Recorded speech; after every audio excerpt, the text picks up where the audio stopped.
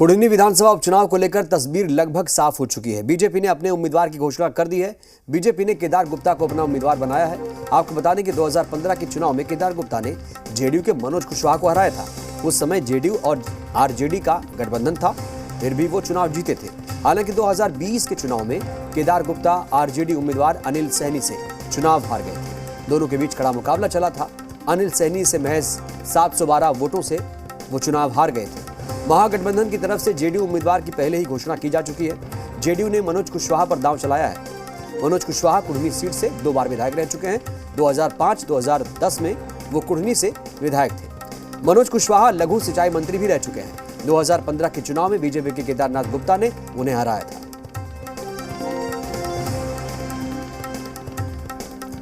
कुढ़नी उपचुनाव में कौन मारेगा बाजी, ये बड़ा सवाल है, क्योंकि अब केदार गुप्ता का मुकाबला मनोज कुशवाहा से होगा और कड़ा मुकाबला। ये सिर्फ 1 एकड़ जमीन पर कृषि करके हर महीने 1 लाख तक कमाते हैं।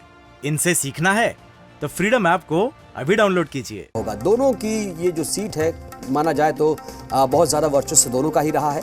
अगर पिछले आंकड़ों पर हम गौर करें, चाहे वो 2005 का आंकड़ा हो, 2010 का आंकड़ा हो, 2015 की बात हो या 2020 की बात हो, अगर आंकड़ों पर गौर किया जाए तो दोनों का वर्चस्व कम से कम बराबर ही रहा था।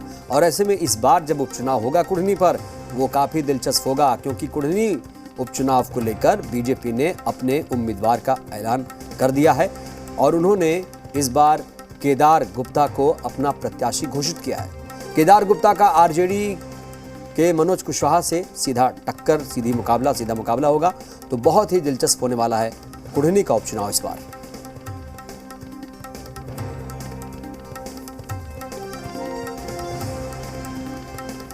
कहीं कोई टिकट बंटवारे में प्रॉब्लम नहीं है। भारतीय जनता पार्टी राष्ट्रीय दल है और उसका स्टेट से लेकर केंद्र तक निर्णय होती है, विचार होता है।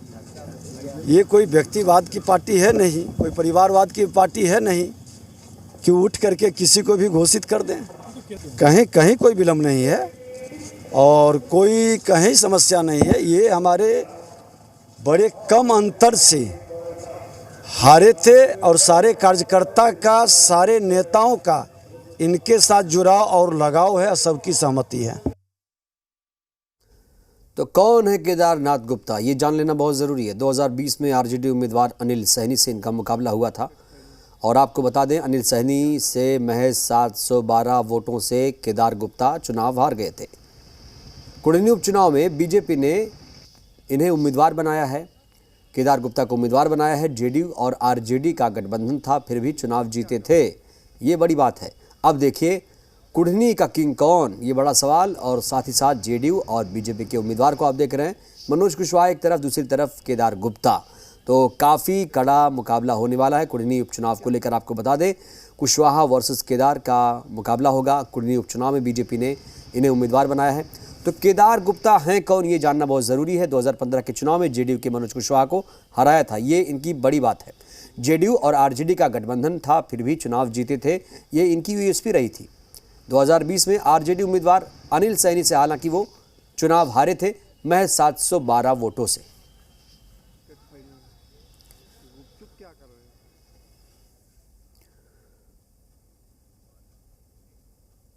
तो कुढ़नी उपचुनाव में बीजेपी के प्रत्याशी के ऐलान के साथ ही सियासत तेज हो गई है। बीजेपी और महागठबंधन दोनों अपनी अपनी जीत का दावा कर रहे हैं।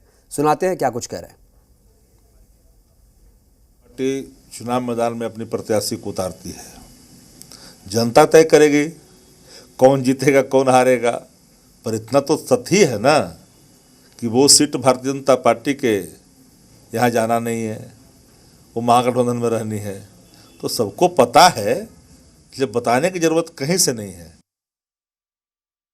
महागठबंधन की जीत होने वाली है, महागठबंधन जीतेगा, वहाँ से कोई टक्कर में है ही नहीं। बीजेपी कह रही है कि देखिए, बीजेपी तो हर समय बोलती ही, बीजेपी का तो नाम मत लीजिए। बीजेपी कोई गत की पार्टी है।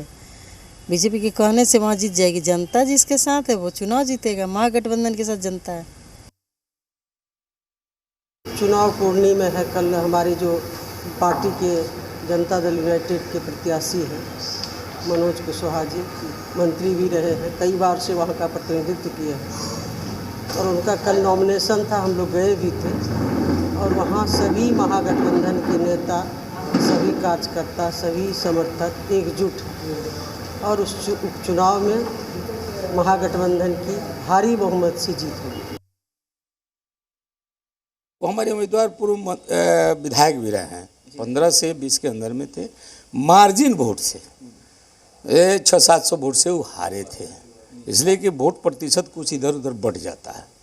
लेकिन अब के लोगों ने वहाँ कुढ़नी का मन बना लिया है कि हम लोग भारतीय जनता पार्टी के ही उम्मीदवार को वोट करेंगे और हमारी जीत निश्चित है कि बहुत अधिक मतों से होगी। पार्टियां तो बहुत होती हैं, क्षेत्रीय पार्टियां हैं, अब परसेंटेज राष्ट्रीय पार्टी में तो एक ही पार्टी है जो भारतीय जनता पार्टी की है और आप भारतीय जनता पार्टी के भारतवासी खूब समझने लगे हैं। अब एक स्टेट नहीं, कई स्टेटों में भी मेरी सरकार है।